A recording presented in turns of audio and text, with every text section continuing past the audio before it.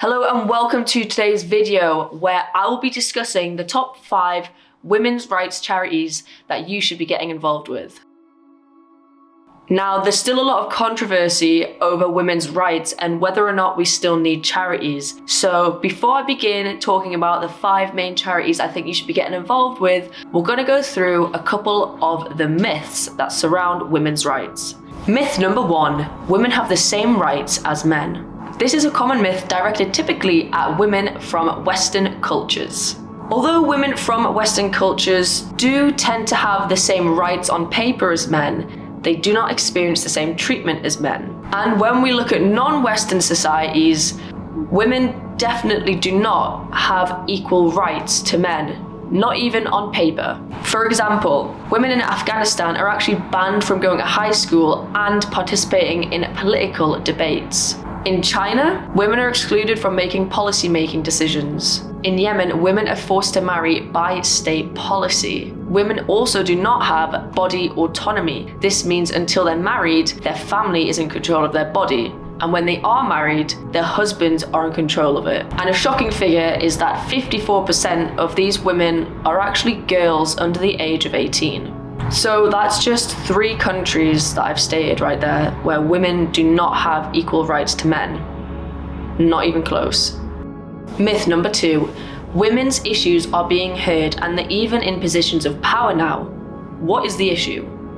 Although women are being granted access to decision-making roles, it's still not near equal. Let's take a look at some quick facts as to how women are not equal in these roles. 14% of women are landowners, which means that there is a very big power dynamic in the patriarchal societies. Another horrific fact to know is that 1 in 3 women will experience sexual violence or non-sexual violence in their lifetime. That's 33% of women.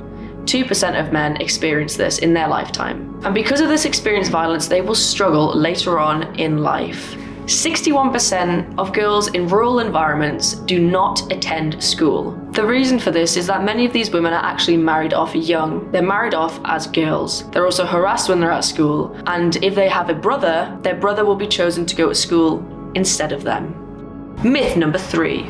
Laws are being established and the movement has worked. Why are we still talking about it? This brings me back to one of my favorite quotes that I found the other day. Equal in theory, not in practice. So even though we have all our rights on paper and we even have laws to help protect us, in practice we are not treated the same. And here's a couple examples. 1 in 2 mothers have experienced workplace discrimination because of their pregnancy or upon returning to work. 104 countries still have jobs off limits to women, and 18 countries still allow men to prohibit women from working. So now we've arrived at the fabulous section of the top 5 women's charities I think you should be getting involved with. These are not the only charities out there, nor are they the most important. These are just a couple that I have found that I like the look of. So let's start with Rise Up. Founded in 2009, Rise Up aims to advance gender equality through social initiatives that empower women and their community. It operates across the US, Africa, South Asia, and Latin America. They ensured that 11 million girls in Liberia had the right to education in 2011 alone. The next charity is Time's Up. Time's Up was founded in 2018 by over 300 women who'd experienced sexual harassment in the entertainment industry. They promote safety and security for women in the workplace, schools, and in public. They attempt to achieve this via social awareness, policy changes, and public campaigns. Time's Up has helped over 4,000 female workers who's experienced abuse in the workplace. The next one is Equality Now. This women's rights charity was founded in 1992 by 3 female attorneys and women's rights activists. They work to highlight cases of gender discrimination and increase awareness of women's rights issues. They've assisted 1,300 women through legal obstacles in 2019 alone. Next up is Share the Dignity. Share the Dignity is an organisation that helps women who don't have access to sanitary products in Australia. This is an interesting charity as it's directed at a developed country in the Western world. However, there are many other sanitary product charities out there. For example, Days for Girls, the PAD Project, and Period, to name a few.